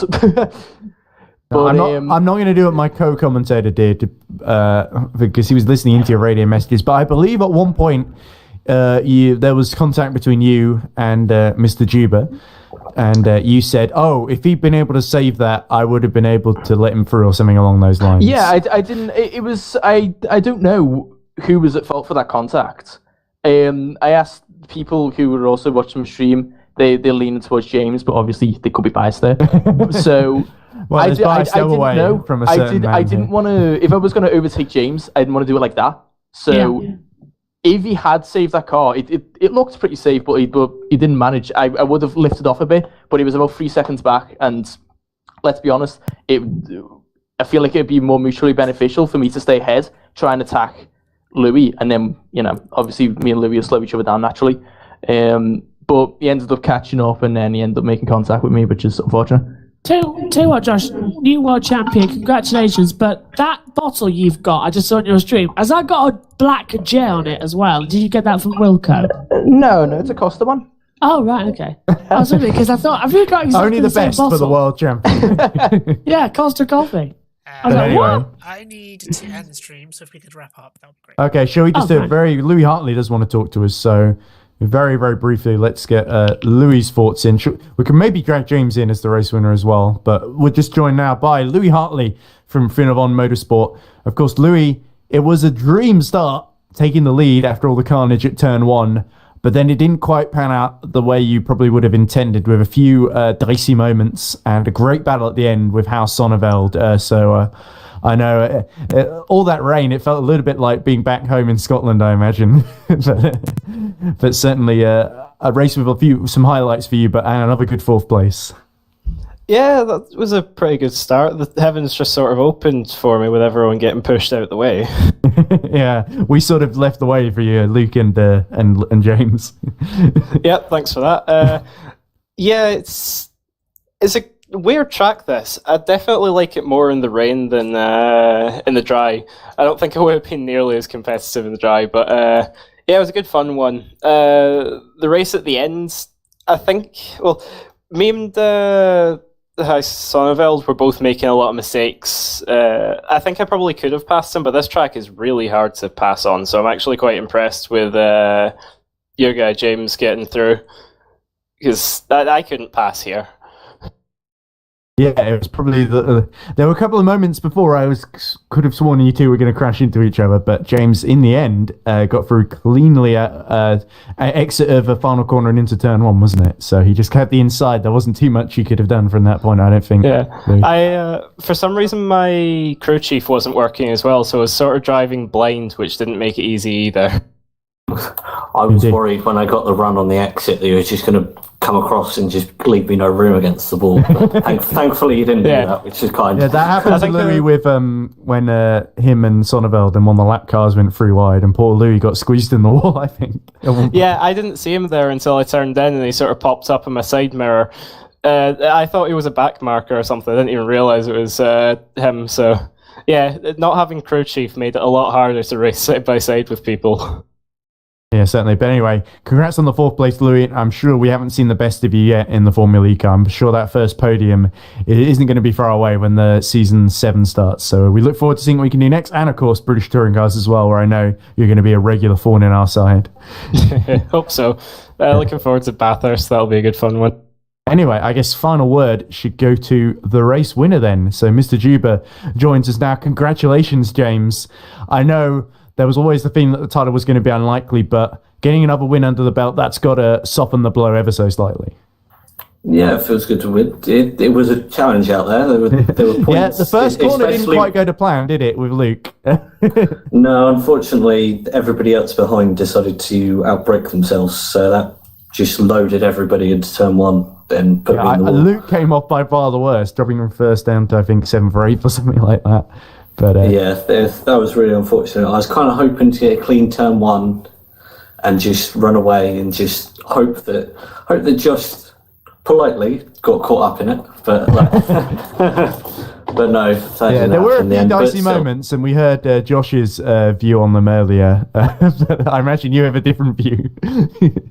Yeah, I wasn't too happy with Josh when he went down the inside at the final corner, but I get why he went for it. But I'm not too hard done by. Wasn't a whole lot of real estate or grip to go around. No, I do apologise for me spinning you at turn one, but I just had nowhere to go. He also took a little bit of a different line through T1 than I did as well, which didn't help matters. But yeah, the quickest line through T1 was actually drifting. So there you go. But anyway, yeah, I ended up not doing that. I didn't find it quicker. It was like 3 times quicker. Or join us next year on Formula Drift with these small cars. But anyway, James, I want to say thanks very much for driving that, because I know the deal to do the season before Berlin sort of came together quite late, and I've really enjoyed having you in our car. Do you fancy coming back next season for another go? I think definitely, yeah. Oh, absolutely. Brilliant. And let's hope Josh Hamilton comes for round number 2. And of course, maybe even House Sonneveld can return as well and do a bit more of the season, because it's great to have 3 champions scrapping away for the podium in that race. How much do we have to pay Josh to get him in one of our cars? We'll have to decide what to do with our other drivers as well. Yes. But anyway. That race was quite the challenge towards the end once the rain came down at full lap. There were points that wasn't full throttle down the straights. But anyway. Definitely a challenge to keep it in a straight line. But yeah, Josh, congrats on the championship there. Cheers, it was a great battle, honestly. It was a really fun championship to be a part of. Yeah, it was fun for me. It's a shame New York got taken away, and I think we'll have to let that go at some point. I'm a little bit salty about that, but it was a good battle. 4 out of 7 wins, James. 4 out of 7. That's not bad at all. You're quick as hell anyway, so. Anyway. It's the one race that me and Ed were crew chiefs for James, and it got taken away. Because the stream died, yes. Yeah, being kicked out of the server. Anyway, I think we're rambling on at this point, so we really need to wrap up, because some people got to go places, and especially Nick, our broadcast director. So all that remains to say, thanks to all of you drivers for putting on a fantastic display for us all season. I've enjoyed every second of it, even the boring bits. Well, we've been waiting for the grid to be set up and things like that, or races been cancelled, or just even you guys talking to us at the end of the race is always a good laugh and insightful too.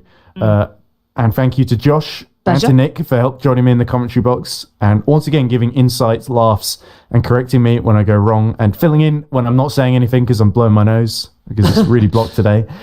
And thank you to you, of course, our watching audience, for staying with us the whole season. We hope to see you again for season 7 of EERC Formula E, where I'm sure Joshua Hamilton will be on the hunt for his 3rd World Championship in a row. we don't have confirmation about the team's championship yet, but we believe that IPR Red, it depends on that disqualification for Ruben Machete or not. So it's either going to go Finavon Green's way or IPR Red's way. I suspect there may be a protest about Machete's disqualification just so they can hold on to that team's title for what it's worth. But it's the drivers where all the attention's at, and it's Joshua Hamilton, your new world champion then. So if you want more EERC action, join us for the 1st of December for EERC British Touring Cars at Mount Panorama in Bathurst, where Mia Rose will be looking to hold on to that championship lead for Hunter Boat Simulation. But until then, I've been Edward Hunter. Thank you for watching in Hong Kong.